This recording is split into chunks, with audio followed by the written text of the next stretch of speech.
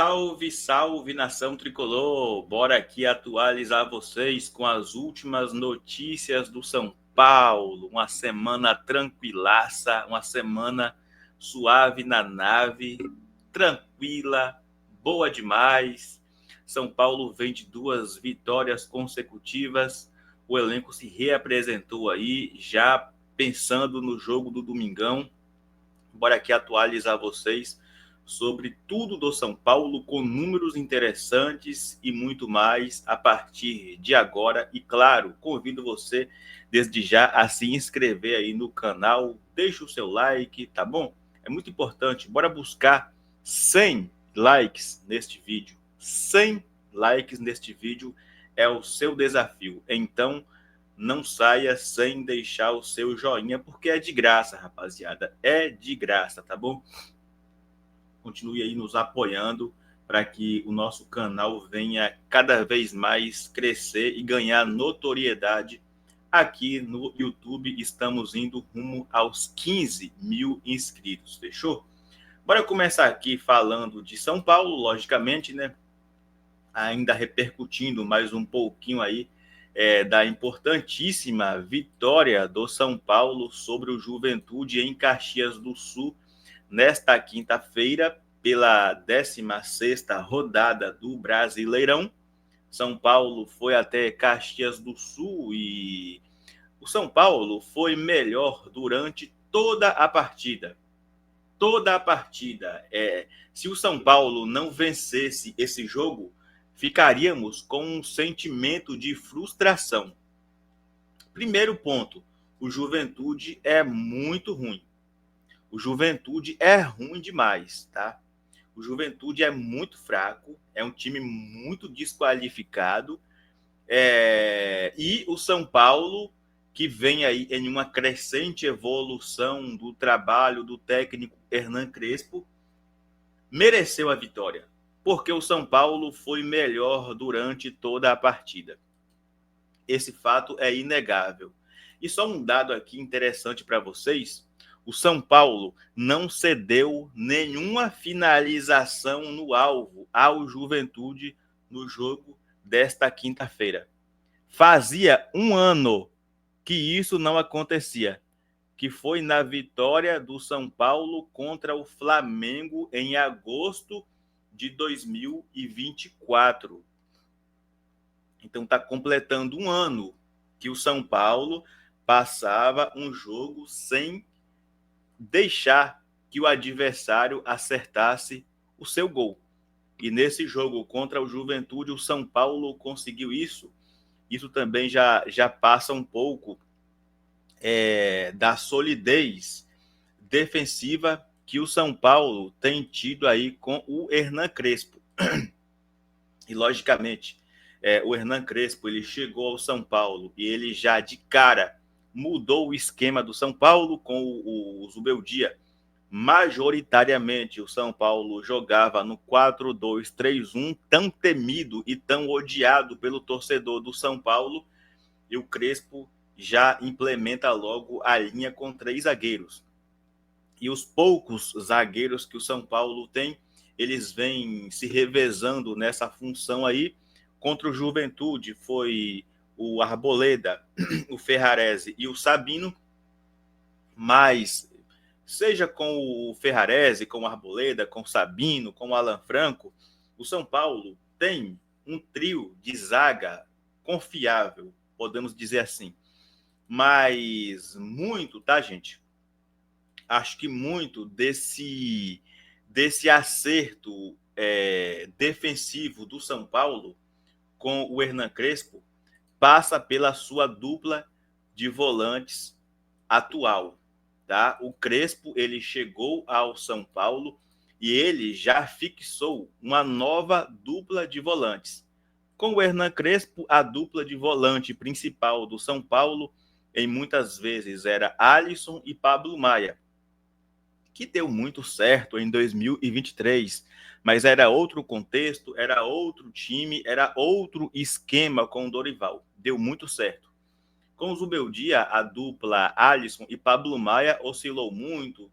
Jogou Alisson com o Marcos Antônio, jogou o Luiz Gustavo com Bobadilha. De fato, havia uma insegurança defensiva que passava também muito por esse meio-campo do São Paulo. O Crespo chegou e fixou, né? Muito também, né? O Crespo, ele estreou, foi um jogo, uma estreia bastante difícil e complexa contra o Flamengo, no Maracanã. E naquele jogo atuaram o Alisson e o Marcos Antônio. E o Alisson fez uma partida bizonha.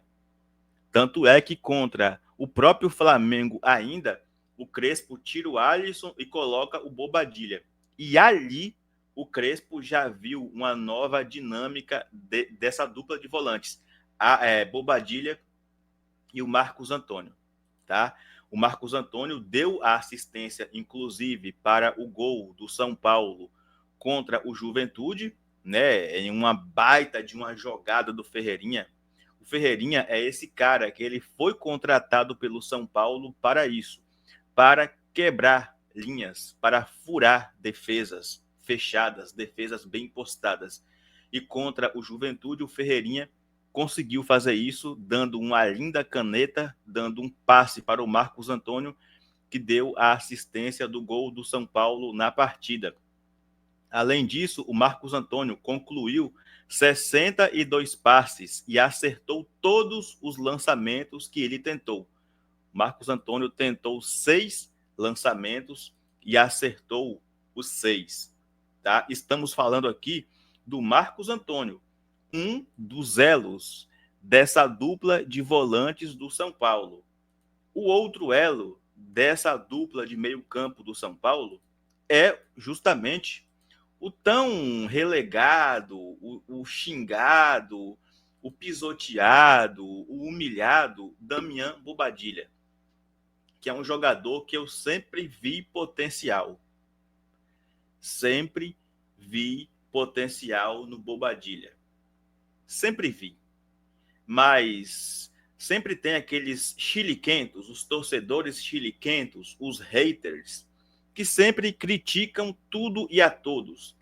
Não estão satisfeitos com nada e nem com ninguém. E não é diferente no São Paulo. E talvez aí, nesses últimos meses, o Bobadilha tenha sido um dos jogadores mais pisoteados pelo torcedor. E olha que ele, durante essa temporada, ele não teve uma grande sequência com o Zubeldia. Ele teve sequência no ano passado, após a lesão do Alisson e do Pablo Maia. Bobadilha fez a dupla de volantes do São Paulo com o Luiz Gustavo.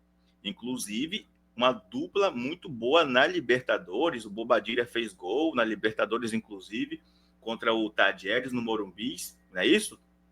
Mas quando o Crespo notou a dificuldade de mobilidade que o Alisson está tendo e a entrada do Bobadilha entregou uma dinâmica, uma energia, uma disposição diferente ao meio-campo do São Paulo, o Crespo acertou essa dupla de volantes do São Paulo.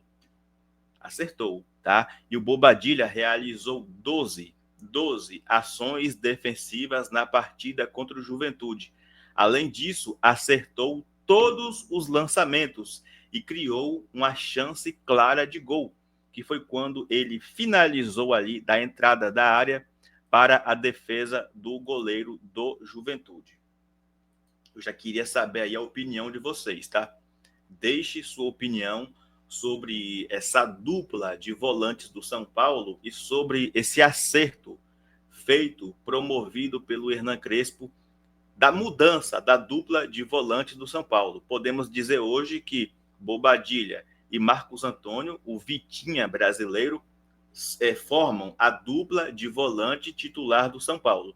E o Alisson tem atuado mais aí como um meia devido à lesão do Oscar, mas corre por fora. E o Pablo Maia também corre por fora.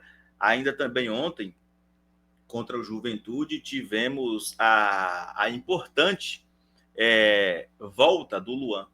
Né? Tivemos também a importante volta do Luan, mas eu queria que você opinasse aí sobre essa dupla de volantes do São Paulo. Uma dupla que o Zubeldia acabou aí... Zubeldia não, que o Crespo acabou encontrando em sua reestreia pelo São Paulo, tá bom?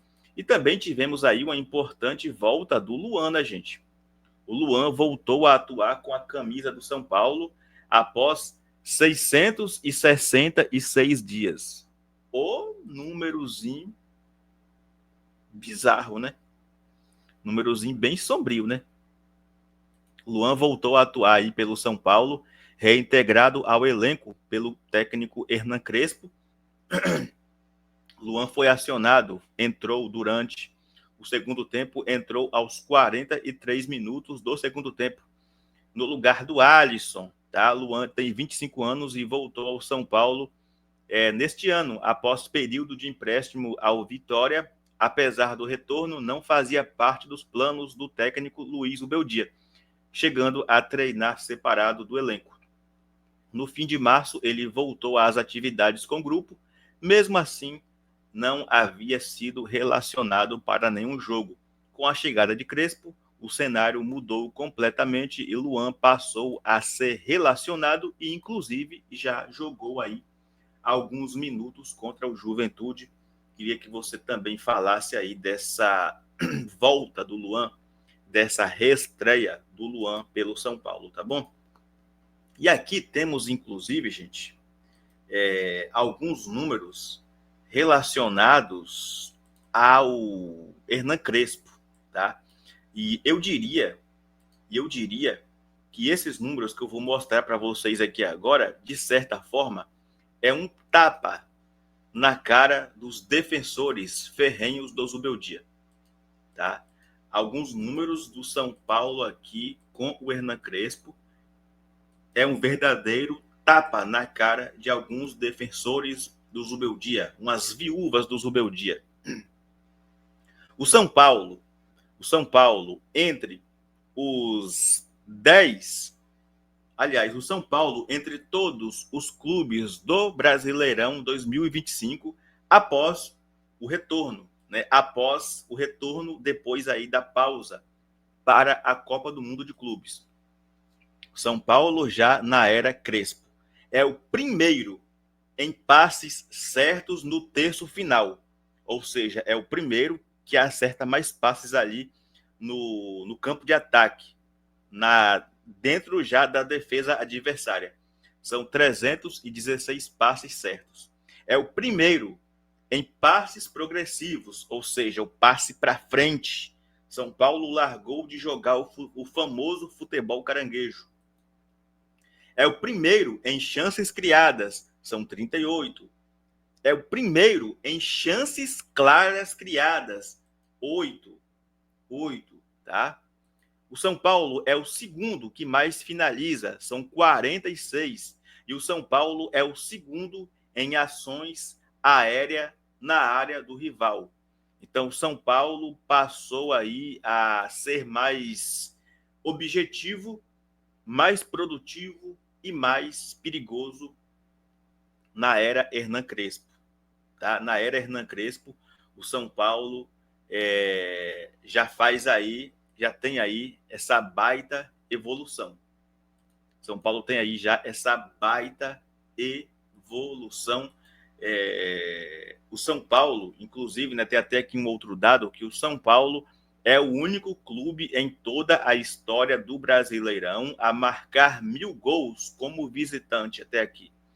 São 847 jogos como visitante. O São Paulo chegou à marca de 1.010 gols marcados como visitante na era do Brasileirão. É um dado lá do R10 Score, tá bom? R10 Score. Então já opina aí, gente. Já opina aí. Alguém tá com saudade do Zubeldia? E você vai abrir mão da teimosia e ver de fato que o São Paulo está evoluindo? Ou vai ficar aí babando as bolas do Zubeldia até elas ficarem lustradas? E aí, você vai largar de ser Zuba Lover e vai ficar encrespado de vez? Ou vai ficar com essa teimosia de achar que o São Paulo não evoluiu nada até aqui? Já quero saber a opinião de vocês, tá bom? E, logicamente, né, após essa rodada 16, eu vou aqui pôr para vocês como está a classificação provisória, né? É uma classificação provisória, já que temos alguns clubes devendo jogos, né? Após 16 rodadas, o São Paulo se mantém na 12ª colocação, com 19 pontos, 5 acima da zona do rebaixamento, que é aí aberta pelo Santos. O São Paulo ainda pode ser ultrapassado por Ceará, Grêmio e Vasco, que tem jogos a menos, tá bom? O Ceará tem um jogo a menos, tem 18 pontos. Se vencer esse jogo a menos, pode ir a 21. O Grêmio tem 2 jogos a menos. Se vencer, pode ir a 23. Se vencer os 2. O Grêmio vive uma péssima fase, né? E tem também aqui o Vasco. O Vasco tem 2 jogos a menos. Tem 14 pontos. Se vencer os 2, vai a 20 pontos e também ultrapassa o São Paulo. Mas é uma combinação bem improvável, tá? Porque são clubes que vivem momentos terríveis. O Ceará tá mal, o Grêmio tá mal, o Vasco tá mal demais,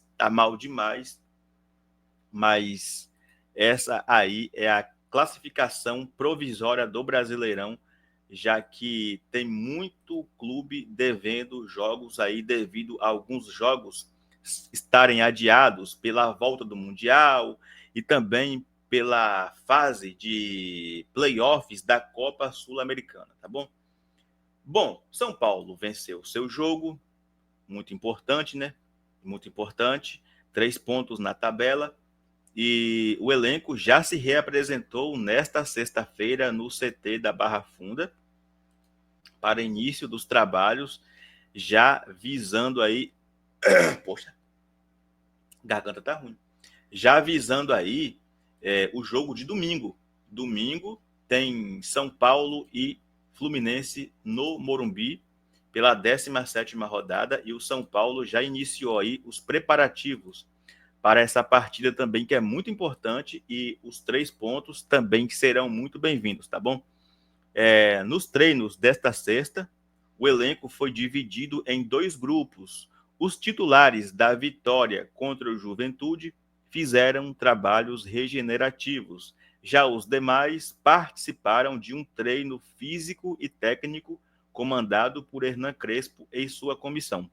São Paulo volta a treinar na tarde desse sábado, dia 26, para a última atividade antes do confronto contra o Fluminense, tá bom? E temos aqui algumas boas notícias, vamos dizer assim, né? Temos aqui algumas boas notícias para esse dia de treinos do São Paulo, no CT da Barra Funda ou no Super CT.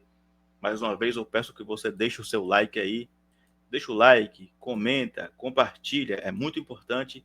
E você que está aqui pela primeira vez, se inscreva no canal, tá bom? Tivemos 2 notícias importantes. Luiz Gustavo e Lucas Moura estiveram no gramado e participaram de atividades com bola. Luiz Gustavo, que completou 38 anos nesta semana, deu um passo importante em sua recuperação do tromboembolismo pulmonar e participou de parte do treino técnico junto ao grupo. Esse trabalho foi ainda sem contato físico. O volante cumpre um cronograma específico e depende da liberação de um médico especialista para avaliar, para avançar nas fases da recuperação. Inclusive, o Marcelo Braga, do GE, ele citou que o Luiz Gustavo ele está tomando um medicamento que ele não pode ter sangramento nenhum, em hipótese nenhuma. Então, por isso, essa atividade, né, com ele, com esse colete diferente dos demais, para mostrar, tô aqui, não toquem em mim. Porque o Luiz Gustavo ele não pode ter contato físico nenhum com outro jogador, trombada, queda, esse tipo de coisa, para evitar qualquer tipo de sangramento no jogador, porque ele está tomando um remédio específico que ele não pode ter sangramento, né? A expectativa é de que o Luiz Gustavo, claro que vai depender muito da liberação médica do Luiz Gustavo, ele ser liberado para começar a jogar a partir de setembro. A partir de setembro. Ou se a decisão vai ser realmente aí a aposentadoria depois desse gravíssimo problema que ele tem de saúde. Vamos ver aí, né, como vai ser a evolução do Luiz Gustavo para a sequência desses trabalhos dele no São Paulo. Outro jogador que foi a campo foi o Lucas Moura. Lucas Moura, que também está vivendo um período difícil aí com problemas no joelho. Lucas deu sequência ao trabalho de sua lesão no joelho direito. O camisa 7 realizou um trabalho com bola sob supervisão da fisioterapia no campo. Uma semana aí após o Lucas passar por uma intervenção, que foi aquela aplicação de injeção local com o objetivo de alívio sintomático e otimização do retorno do jogador. Né, o Lucas passou por aquele procedimento no joelho para diminuir a dor e também evitar inflamação no local do trauma que ele sofreu no joelho, ainda lá no dia 10 de março, contra o Palmeiras, pela semifinal do Paulistão. Então, a expectativa é de que o Lucas Moura volte a jogar pelo São Paulo, ele esteja disponível contra o Atlético Nacional da Colômbia pela Libertadores no dia 12 de agosto, tá bom? A expectativa é de que no dia 12 de agosto o Lucas Moura ele esteja de volta. Bora aí desejar boas melhoras, boas recuperações para o Lucas Moura e também para o Luiz Gustavo. E também, gente, aqui ó, temos uma informação boa que esteve também aí treinando no CT da Barra Funda nessa sexta-feira, o Mike, né? O nosso lateral direito, Mike, jovem promessa aí da base, ele que também está voltando ali ao ritmo após recuperação de problema físico, e o Mike tem treinado aí sob os olhares do técnico Zubeldia. E, inclusive, ele pode estrear no domingo, né? Até porque, né, as partidas que o Cédric Soares tem feito ultimamente, meu Deus, né? Tem sido sofríveis, bizonhas, bizarras as atuações do Cédric. E aí, bom seria, né, se o Crespo sentisse firmeza no Mike aí e desse minutos a ele contra o Fluminense, para termos mais uma opção aí para essa lateral direita do São Paulo. Queria saber sua opinião também sobre o Mike, fechou? Opina aí sobre o Mike, é muito importante. E bora aqui, gente, também continuar com o nosso giro com as notícias do São Paulo, para passar aqui para vocês um bastidor que rolou de Crespo e Luciano. Tá? É um bastidor aqui do Crespo e do Luciano. É uma informação do André Hernan. Segundo o André Hernan, Crespo teve uma conversa com o Luciano para fazê-lo jogar mais perto do gol. Ou seja, o próprio Crespo, né, na coletiva depois do jogo contra o Corinthians, o Crespo chamou o Luciano de um jogador anárquico, ou seja, é um jogador que não obedece muito o esquema, não obedece muito ninguém. Mas, de acordo com o André Hernan, esse diálogo foi para fazer com que o Luciano fique mais perto do gol, fique mais ali na área, porque o Luciano é aquele jogador inquieto. Se a bola não chega para ele, ele de certa forma vai querer buscar jogo, ele vai voltar para buscar o jogo. E de acordo com o André Hernan, houve esse diálogo, tá? Abre aspas aqui para o André Hernan. Sobre o Luciano, tem um bastidor muito legal. Crespo, quando chega, o Luciano estava jogando mais atrás, armando o time. E o Crespo fala assim: Luciano, você é um jogador que faz gols, um goleador, um cara que dá assistência. Eu preciso de você dentro da área. O Luciano é um jogador que teve outras funções com outros treinadores, mas o Crespo determinou e bateu o martelo. Comigo, você vai jogar dentro da área, de atacante, de segundo atacante, e você vai pisar na área para fazer gols. É um entendimento do jogador com o treinador e a palavra final do treinador. Todo treinador gosta de ter o Luciano, só que o Crespo chegou determinando que ele jogaria dentro da área. Fora da área, como um 10, como armador, tem uma concorrência maior e não sei se vou escolher você nesse momento. Crespo determinou, o Luciano entendeu e a resposta foi muito boa. Fecha aspas aqui para o bastidor que o André Hernan contou e tem dado certo, né, gente? Tem dado certo. Só para vocês terem uma ideia, o Luciano participou de todos os gols do São Paulo na era Hernan Crespo, aí na sua volta. Na derrota contra o Flamengo, o Luciano estava suspenso, não jogou. Contra o Bragantino, ele deu 2 assistências para os 2 gols do André Silva. No jogo contra o Corinthians, ele fez os 2 gols do São Paulo. E contra o Juventude, ele fez o gol do São Paulo. Então, o Luciano, nessa volta do Crespo, tem 3 jogos, 3 gols e 2 assistências. Então, isso mostra que o Luciano ele é importante.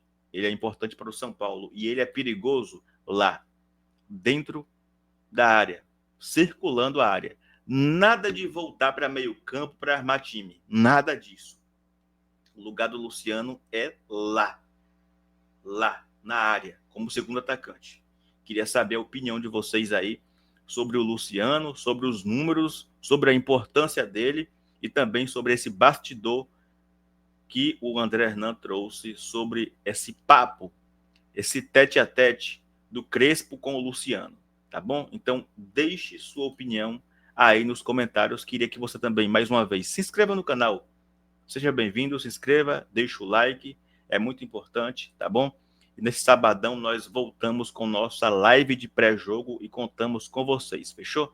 Tamo junto, boa noite, bom descanso, bom sabadão, até a noite, é nóis. E aqui você já sabe que é Vamos São Paulo sempre.